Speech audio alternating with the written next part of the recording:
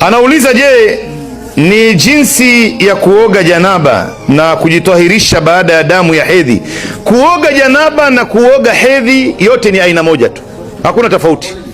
Namna unavooga damu ya hedhi ikimalizika ndo namna utakavooga janaba baada ya kustarehe na mke wako wa halali, au labda umeota ndoto za jimai usiku katika usingizi, umeamka umeona baadhi ya maji, utakwenda kuoga janaba. Na namna utakavooga janaba ndivyo utakavooga hedhi. Kwanza utaosha sehemu zako za siri mbele na nyuma, kisha utatawadha kama unavyotawadha, lakini miguu utaiacha, itakuwa ni mwisho.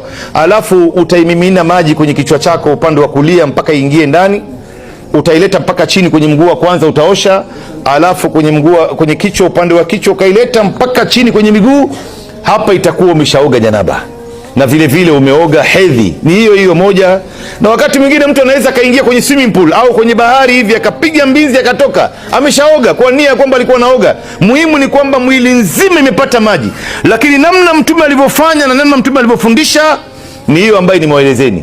Unaosha sehemu za siri kwanza mbele na nyuma, alafu unatawadha kama unavyotawadha kwa ajili ya swala, isipokuwa miguu hauoshi.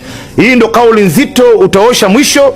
Alafu unaanza kujimwagia maji upande wa kulia kuanzia kichwa, unajimwagia mpaka kwenye mguu chini. Alafu unakuja upande wa kushoto unajimwagia mpaka kwenye mguu chini.